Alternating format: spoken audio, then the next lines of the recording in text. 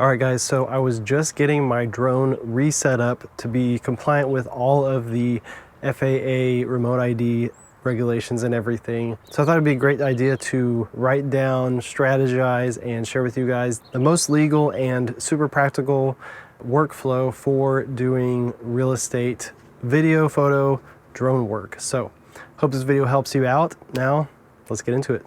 All right, so first things first, just to clear the air in case you're not sure, no matter what size drone you have, as long as it's under 55 pounds, you need to have a Part 107 certificate to use it commercially. So even if you have one of the drones that's under 250 grams, under half a pound, it doesn't matter. You still need to have your certificate to do it legally for commercial purposes. Whenever I got mine, I found a really good course online that I'll link down below this video. They went over everything you need to know for the test, some extra information that will help you be a safer pilot and everything anyways, and understand why you even need to get the test in the first place.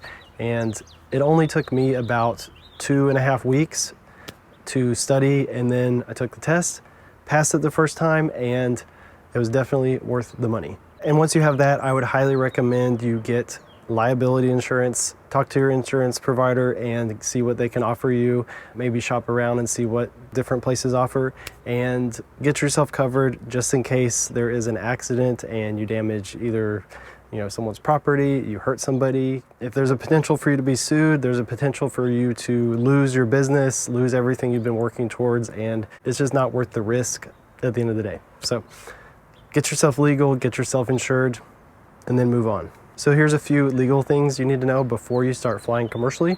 You're gonna know all this by the time you get your certificate, but in case you forgot, here's the list. So you need to register your drone. It only costs $5 per drone on the FAA dronezone.gov site. Just search FAA drone zone on Google, you're gonna find it really quick. And as of recently, you need to make sure your drone has remote ID enabled and activated.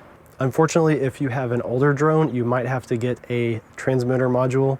There's a lot of options on Amazon. They're around $100 at the moment, from what I saw. And I was actually about to order one the other day, but luckily I checked, and actually DJI released new firmware for a lot of the middle-aged old drones to enable remote ID. So I have the Mavic 2 Pro, and I was actually able to just get new firmware, update it, and now it can transmit remote ID, which is great. Super glad they did that. But if you have a relatively new drone, most of them have it built in. So once you get your remote ID set up and your registration all done, you need to have your registration number on your drone, and you also need to have what class drone it actually is. And I'll put a list on the screen. So just in case your drone goes AWOL and you lose it, it's gonna have all the information of how to get it back to you, or know who lost their drone.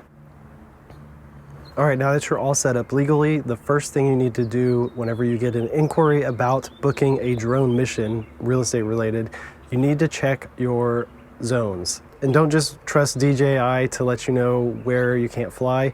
You need to check your sectional maps. You need to check NOTAMs, at least closer to the actual day of your shoot. And you need to check the weather and be on top of everything. If you're gonna have to be flying in a controlled airspace, a lot of times you can get approval on site, like in a couple minutes while you're actually at the shoot. But just in case, you need to know this stuff way ahead of time, because if you're in some type of weird restricted zone, you might actually need to submit for approval up to 90 days in advance. So you need to check as soon as you can before you accept a booking. But likely if you're doing real estate, you're gonna be able to get approval on the day of your shoot, and it's not gonna be a big deal. I'll link the app down below that I use for Lance approval. Super easy. All right, quick interruption. So if you like to talk about real estate stuff and you're enjoying this video and want other people to talk to about it, work through your own problems and stuff like that, or just looking for a community in general, make sure to join the Real Estate Media Crew, which is my Discord server. And we're in there all the time talking about all this stuff. So anything comes up, you want to talk to people about it, you want critiques on your work, you want feedback on your work, that's what we're doing in there. So link down below for that, and hope to see you there. Number 2, this is probably not likely going to happen, but in an ideal world, you could do this, get your realtor involved with this, and all the neighbors and everybody are going to be a lot happier because of it. And bonus, this could actually be a great marketing and networking opportunity for you or for your realtor. So this tip, if the house is surrounded by other houses in a normal neighborhood, pretty common, that you know you're gonna have to be flying over to get the shots you need, you could just notify the neighbors and take a little pamphlet, knock on their door, leave it at their door, whatever, and say X realtor has hired a FAA certified drone pilot to shoot X house at this date, this time. Just letting you know so you're not alarmed if you see a drone flying over your house. They're not filming you, don't worry about it. If you have any questions, call a realtor. And if you've ever had any weird experiences with neighbors running up on you while you're filming a house or shooting photos of a house, you would appreciate the results if you did this. Number 3, so the day before your mission, here's what you want to do. It's your responsibility as the pilot to make sure all your stuff is working, all your batteries are charged, you've got enough batteries to fly, your propellers are in good shape, your drone's not broken, all that stuff. If you've got a remote ID module, make sure that's charged. If you are flying at night and you need a blinky light to fly at dusk or night, you make sure that's charged. And you also need to make sure that your registration number is still visible on your drone. If you got like a sticker or something, make sure that that's still there. It didn't fall off or something, especially if you crashed your drone recently or anything. Make sure your SD card's in there, and basically just you're good to go. You know it's gonna work. I'll link a free downloadable cheat sheet that you can print and take with you just to double check all your stuff. Obviously, this is ultimately your responsibility, so don't hold me liable if you forget something or if I forgot something on my list that is a requirement in your area. But that'll be linked down below the video for free. All right, so number 4, the night before the mission. And you've got to call it a mission because just saying real estate shoot doesn't sound as cool. So we're all on missions from now on. So I keep all my documents in here. I just keep it in the laptop section on my camera bag where I keep my drone. And inside I have my Part 107 certificate, my normal photo ID, so driver's license or passport, whatever you have that you need. Just a state issued ID with your photo because the Part 107 doesn't have a picture. So got to make sure that you can prove that it's you. I've got my registration printed, my DOC and MOC printed, business information, and anything that is related to the specific job if there is anything specific that I need. This is if like a cop shows up with a complaint about you, or if the FAA comes and asks for your documents. You got to have all this stuff, but if you're certified, you know this stuff already. So moving on. Also, to make sure that I'm operating in tip-top shape, I always keep a water with me and a protein bar with me, just in case I am hangry or dehydrated. I got to make sure that I am thinking straight and working smoothly and safely. Food helps. All right, so number 5, the day of the mission. Here's what you need to do. You need to check your weather reports, make sure flying conditions are okay legally, and you need to check the weather briefing online. I'll link all these links down below the video so you can use this as a resource if you want to. It's a lot to remember.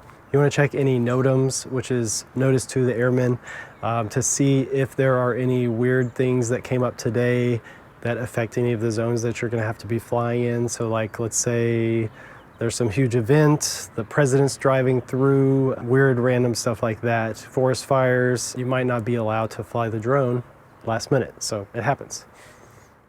So when you're actually at the shoot, what you want to do is walk the area, look for obstacles like power lines, look for things like trees, look for if there's a lot of neighbors in a backyard or something that you want to avoid flying over for safety, stuff like that. Basically just anything that you might not see in the middle of flying from a little bit further away. You just want to make sure you're safe and you're careful. And while you're doing your little walkthrough, you want to make sure you find some good spots to launch from and to fly from where you can maintain visual line of sight and potentially even hide while you're shooting so that nobody sees you.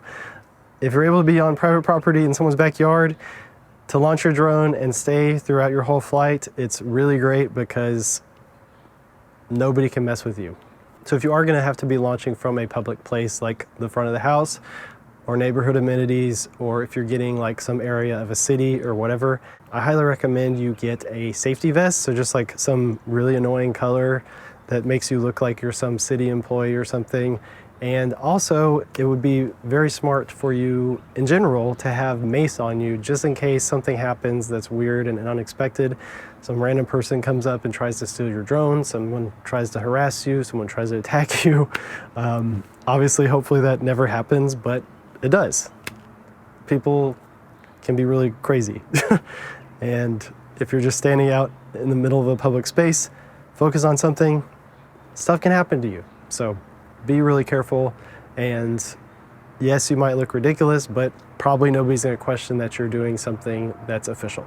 Another thing as far as workflow goes, I highly recommend you do your drone stuff last if you're doing like a photo video shoot where you're doing interior stuff also, because by the time you're done, you can pack up and get out of there just in case some crazy neighbor has a problem. They're probably not gonna get there in time, and yeah, just one more step of safety. So I'm not going to get into a workflow for actually shooting with a drone, but I will link a video up here. Unfortunately, I didn't follow all these rules while making this video, but basically the main thing, I didn't keep line of sight because I was hiding while filming a YouTube video. So don't recommend doing exactly what I did, but generally it's still a valid video. How to do photo and video, switching back and forth, and having a really efficient workflow. So I'll link that up here and below the video too, if you want to check out tips for actually flying. So in all reality, it's pretty simple. The main things are that you need to plan ahead, check everything legally that you need to, check the weather, be on top of things, make sure your gear is in good operating condition, make sure if anything's damaged, you replace it or repair it.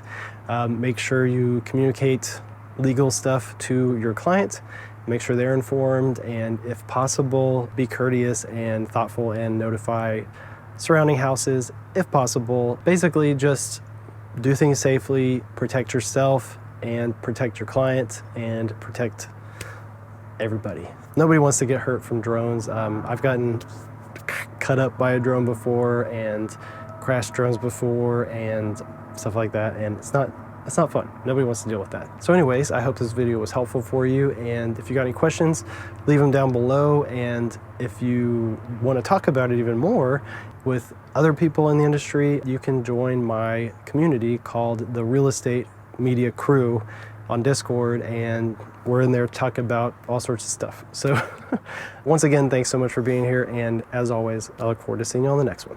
Peace.